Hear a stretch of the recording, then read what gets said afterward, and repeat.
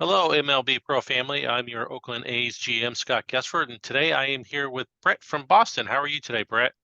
Doing pretty good. Glad to be on here. Good. Glad to have you. Glad you can find some time to do this, and we appreciate it. Oh yeah, no problem. So let's start off by looking at how do you think your 2022 season went in Boston?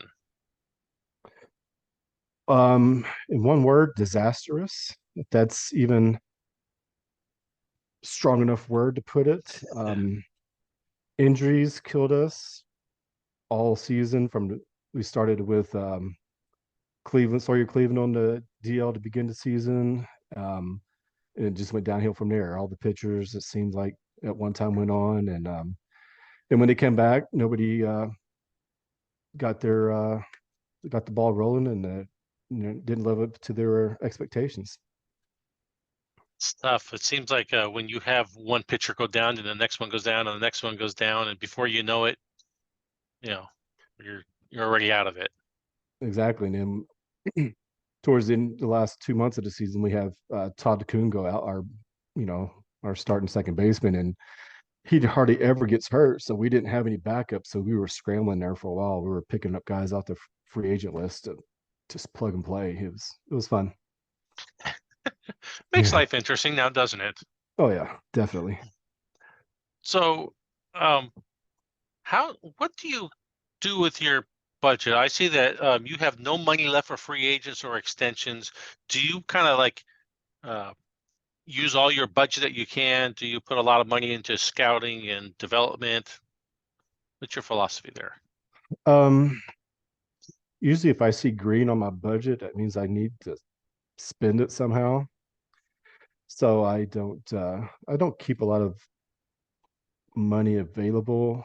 Um, just like I'm one of the bigger market teams, so I just if I have it, I'll try to get a player, maybe move a prospect or something, and get a player that I could use for a year or two, and just hope for the best.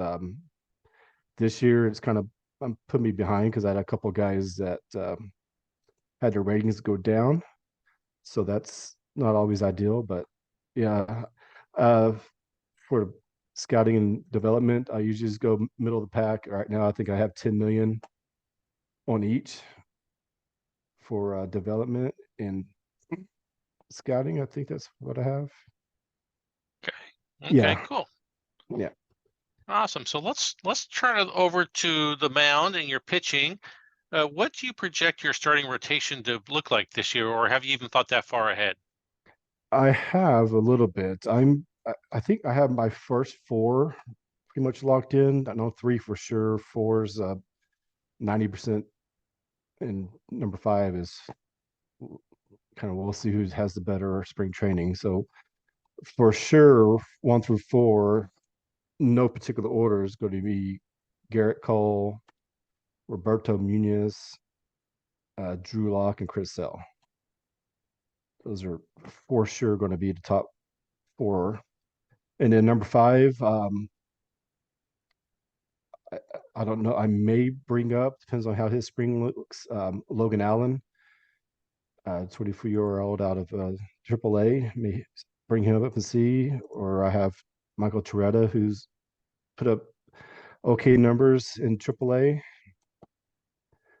But then I have, one or two guys in my bullpen I could always bring up if I really get in a pinch.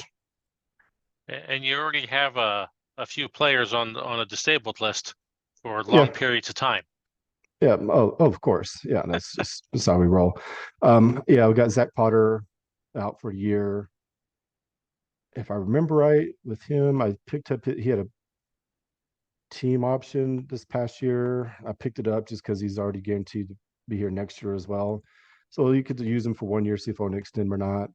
Yeah, Larson went down late, and then Porter Coran, and we should have him, in a month off the deal, and then get him some rehab time. Maybe he could slide in as number five if he, you know, doesn't get hurt or anything else between now and then. Yeah, exactly. So you have a pretty solid rotation. You think it's competitive with Tampa Bay and Baltimore and Toronto? um, In my head, yeah. Um, according to ratings wise, I'm pretty close with all those guys. Now, when it comes to stats and then actually on the field, no, we're not even close to where those guys are at for some reason. I don't know if I just don't have the right mix of pitchers. I have mainly lefties, only have one righty in my starting rotation. I have all lefties. I thought that may be an advantage with the Green Monster there, but it hasn't turned out to be that way. So And in my and head, I I'll think I do, but you just never know. right, and I'll apologize to Rhett because I didn't put Rhett in that discussion, but I don't see Rhett being competitive in 2023.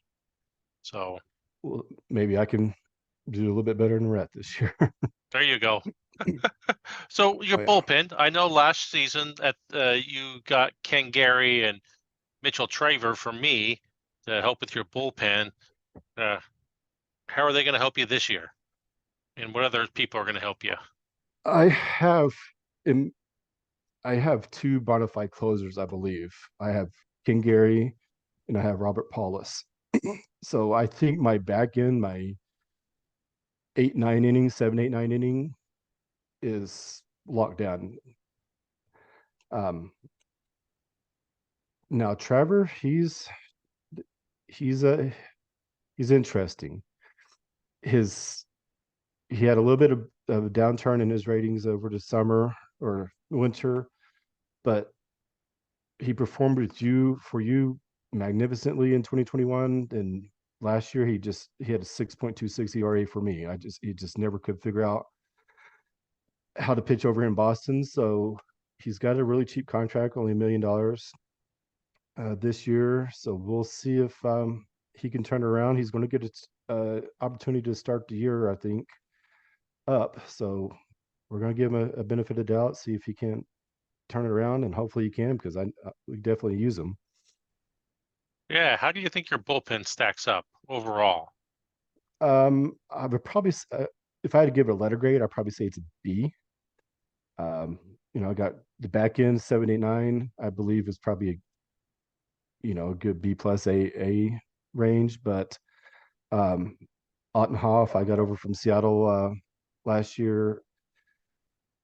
Started off good. He had off and on, just kind of the rest of the bullpen, off and on, really good games here and there, and then it just nothing.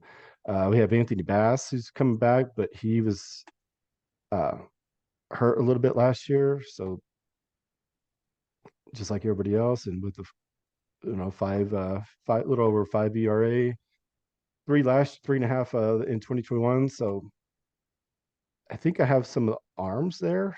I just need them to pitch the way they're supposed to pitch. Yeah, bounce back to 2021 and it'll be all good, right? Yeah, yeah, definitely. Okay, so let's turn over to the hitters. Uh, who are your starters at each position, and have you even thought about like a batting order yet? I've been tinkering a batting order just the first few games of spring training, but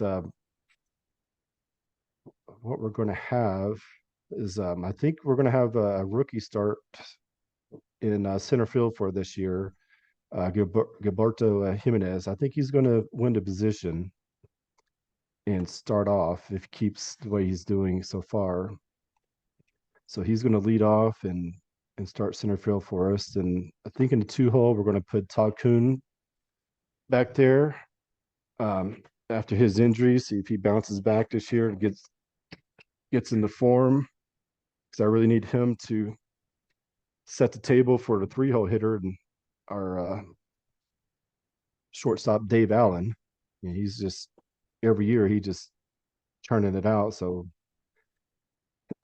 only 63 RBIs last year, so we could use his 2021 productivity like everybody else. And 4 hole, we're going to put Sawyer Cleveland there, see if his home run power can come through and knock some guys in. Then starting catcher is going to be Greg Bird, which is mainly because he's stats wise, he's just a little bit better then with Olmstead. But those guys are pretty similar guys. Yep. Then we're gonna have 6 hole. We're gonna have Seiya Suzuki in See, right field. you said that better than I could. Hey, I winged it. Um, yeah, he's gonna be hitting sixth, and then seventh. Uh, we're probably going to put Arturo Cruz as our DH. Start off with that DH spot's going to be probably pretty fluid. Probably be lefty righty matchup. First base going to be Mendoza. He's going to get his second year in the majors right there, and then running out is going to be Kenny Gentry third base, which he probably could move up, but he's hit so good in the 9 hole. He hit 316 last year, so if it's not broke, I'm not going to move him just yet. Right, exactly. You have a great middle infield combination in Kuhn and Allen, but they're starting to get pretty expensive. Yeah, I tinkered with the idea of moving Kuhn a month or two ago, um, but I just couldn't pull myself to pull the trigger before the season started. I wanted to see if maybe I can't get one last run with these two before I started tearing those guys apart. But if we start off slow, don't have a very good April, then Todd Kuhn's going to be the first to go for sure. All right, and you mentioned Sawyer Cleveland earlier. I was hoping to draft him in 2019, but you drafted him ahead of me. But he did great in his brief call up in 2021. But in 2022, you said, he had injuries, but he only batted 232. Right. Are you thinking that he's over the injury and is going to bounce back to 2021 numbers, or he's got the ratings to do it?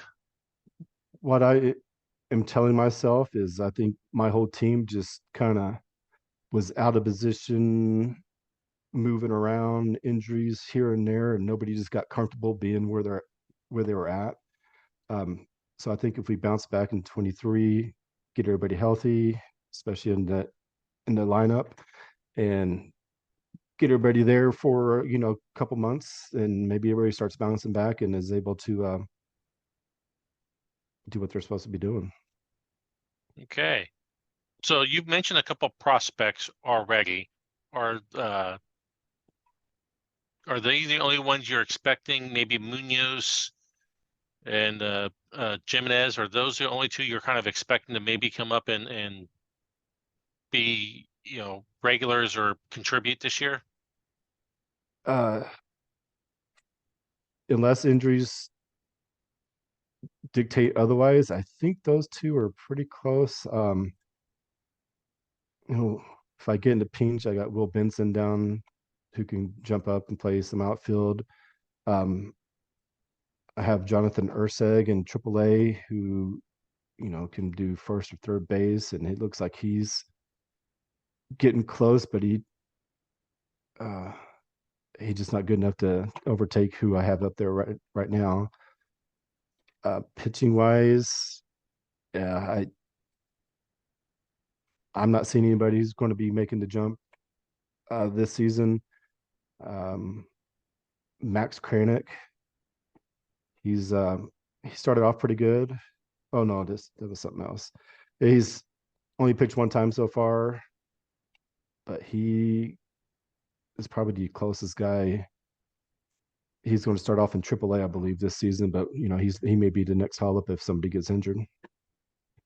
Okay. Let's look at your outlook for 2023. Where do you think you can be in the American League East this year? I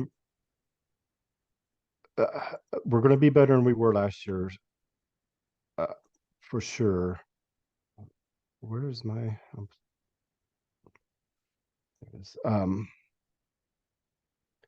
I really expect us, to be closer to the 85, 90 range in wins.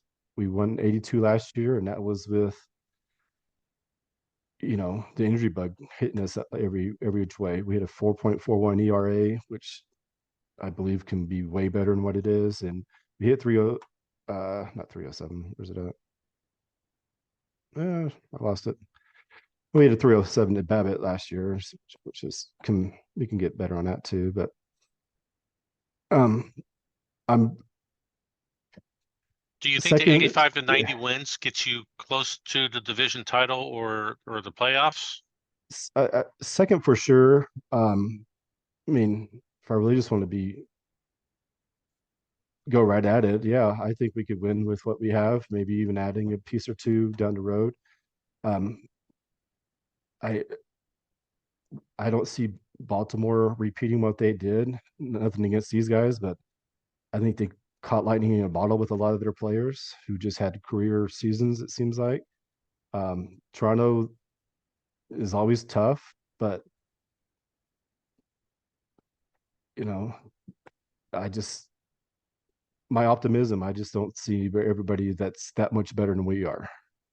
We may not be better in every spot, but I think we can hold our own with pretty much anybody in our division at least. Okay. So yeah, Uh, I would say a solid second, and if I really go on the limb, I say we could win it. okay, good. That's, we have to have Yeah, optimism. I always say my team's going to make the playoffs, and I'll be happy with 80 wins. So, yeah, it's uh, early. yeah, exactly. Now, last year, teams like Detroit and Cincinnati, they made a big jump. They went from like the middle of the pack to contenders in their divisions. And do you see any teams making that jump, either from mid pack to become a contender, or from like the bottom of the barrel being, somewhere in the middle and improving? Um, I know the Mets had a bat down year, so they They may did. bounce back in one of what they were last year. I think the consensus is Kansas City this year. I think they're probably everybody's radar to make the biggest jump with what they brought in. You guys over there in Oakland, you've pretty much did a complete roster turnover, and that's for the better for where you guys are at. So yeah, there's 3 or 4 guys that can definitely move up. And if I was going to limb, I say there may be 2, 3, if not more, division new division champions next year. Okay. Well, I was going to ask you next if you had a bold prediction for 2023. You kind of gave me one already, but do you have something different you want to throw out uh, there? well, yeah, I mean, I think there's going to be a lot more parity in the middle tier to upper tier teams this year. I think a lot of teams has kind of hit their spending limit, and some of the middle tier guys are having their prospects come up, and really you're going to take advantage of that. So yeah, I wouldn't be surprised if there's not 3, maybe 4 different division leaders on both sides. How do you think the balanced schedule is going to work for teams and the National League getting the designated hitter? Um, I think the National League getting a designated header may be a disadvantage to them somewhat. I mean, it'll help them out, but I think because I know my pitchers when I go to National League, I mean, it's an automatic out. I mean, none of my pitchers have any hitting abilities because I never look at that when I'm looking for guys, trading for guys. So with the AL not having to use their pitcher to have an automatic out, I think that may help us out in the long run more than it will the National League. Yeah, most pitchers can't hit anyway, but at least in the National League, you train them to bunt. In the American League, you just don't even worry about it. Right. And So, I think if I remember right, one of my pitchers is a real good hitter, but I got him from a National League team, and you know that's the only reason. yeah. Well, is there anything Yeah. else you want to bring up about the Red Sox? Maybe something I didn't ask you, or something you want to throw in there? I think pretty much gone on a limb and made every bold claim I can. I think we're going to be way better than we were last year, barring the injury bug stays away. I we got rid of our trainer last year, so we have a new trainer who's hopefully better than the last guy. So if we're healthy, I think we're going to be in it, and hopefully we surprise a lot of people and piss a lot of people off at the same time.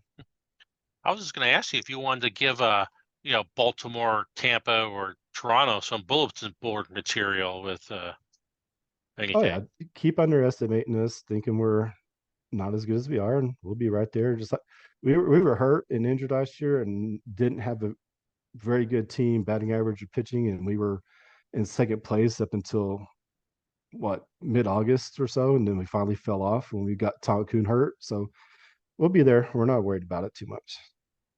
Okay. Well, this is the part of the show where I always ask people to introduce yourselves, maybe tell people what you do for a living, and if you have a trade block or if you're looking for something so somebody can get a hold of you. Yeah, well, I'm Brett. I just turned 46. I just moved to Reno from Texas. Been in Texas, Oklahoma my whole life. Um, I was in real estate for the last 12 years, moved out here and completely having to start over from scratch just kind of burnt me out the last couple months. And so I'm started a new job last month, and we're just gonna wing that part of it. Wife is happy I'm working, so whatever makes her happy, we're doing. But yeah, block wise, like I said, we'll probably wait to move Coon or make any big deals until April, May, see how the season starts. But we're not going to wait too long to get ourselves in too big a hole. Um, we really need to get rid of Jack McNeil. He's got great power. He just doesn't fit our mold for what we're wanting right now. So we're looking to he's number one guy we need to get rid of. But starting pitcher is always a need, and if we do move Kuhn, we'll need a replacement second baseman and some prospects in that. Okay. Well, I appreciate you coming on, Brett, and talking and letting everybody know all about the Red Sox. I'm going to stop the recording and we can stay on and chat for a minute. Perfect. Sounds good.